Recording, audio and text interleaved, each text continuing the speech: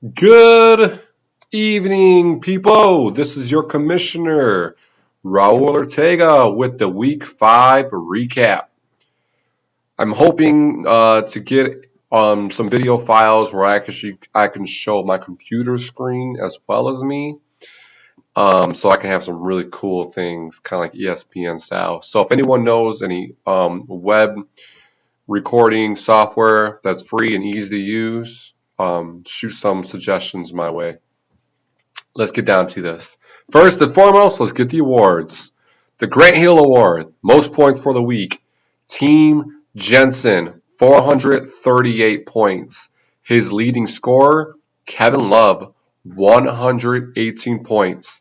This one went down to the wire between the award person from last week, Las Vegas Pretty Boys, and Team Jensen this week. The biggest win, to no surprise, the Andre Drummond Award goes to Team Jensen.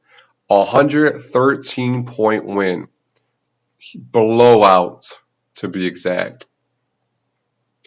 The biggest loss goes to Team Balkus at 113 points. The Rodney White Award, which is the lowest points per week, goes to Team Audrey. Her lowest scorer was Jimmy Butler with 43 points. Now, Jimmy Butler actually didn't play bad, but he had 2 games last week.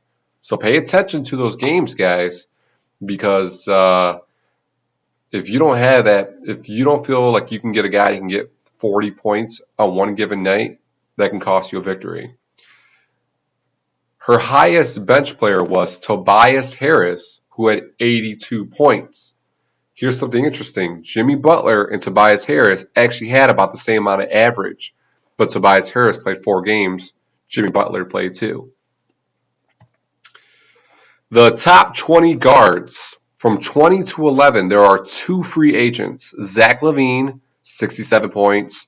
Jared Bayless, also 67 points. And from 10 to 2, there is 1 free agent, Tony Parker, the old Frenchie, 81 points. Your top 5 guards for last week were Kemba Walker, 96 points, Stephen Curry, 97 points, Paul George, 98 points, James Harden, 103 points. So the number 1 guard for last week was Chris Paul with 105 points.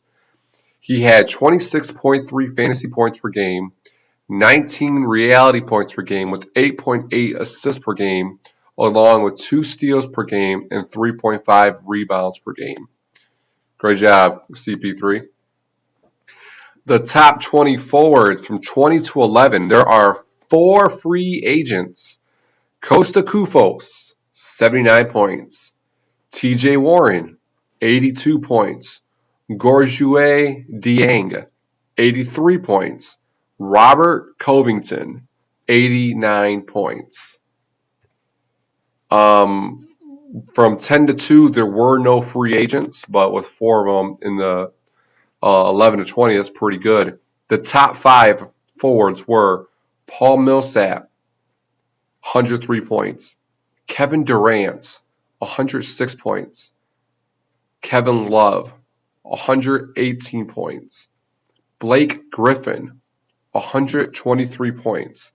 And the number 1 overall forward / center, 1 second, was Kawhi Leonard, 133 points. That is a 33.3 fantasy points per game. That's 24.3 reality points per game, 8.8 rebounds per game, 4.3 assists per game, 2.8 steals per game, 1.8 blocks per game, and a 58.8% field goal percentage.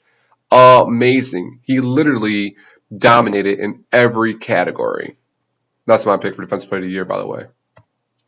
The top 10 overall players from the beginning of the year. Number 10, Kawhi Leonard. Number 9, Kevin Love. Number 8, Paul George. Number 7, James Harden. Number 6, LeBron James. Number 5, Paul Millsap.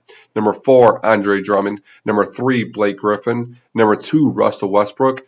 And the number 1 overall fantasy basketball player right now with 577 points, Stephen Curry. Some side notes. Team Jensen has 4 of the top 10 players on his team. That is the most of any team in the league. The second most, Team Slowick, with 2 players. Team Balkis, the Commish, Las Vegas Pretty Boys, and A-Flow all have 1 player. That leads 2 teams that don't have a top 10 player yet. See what happens as the league continues. Side notes. Team Audrey was the only team not to break 300 points last week. The Las Vegas Pretty Boys is the only team to break 400 points 2 weeks in a row. And Team Jensen was the only team to have more than one 100-point player. Here's a preview for Week 6. He split her open and came inside versus the Commish. This is the battle of the league managers. The Las Vegas Pretty Boys versus Team Balkis. Las Vegas Pretty Boys right now is the hottest team with 2 400-point weeks. Team Balkis has the best fantasy player on his team. Let's see what can happen there.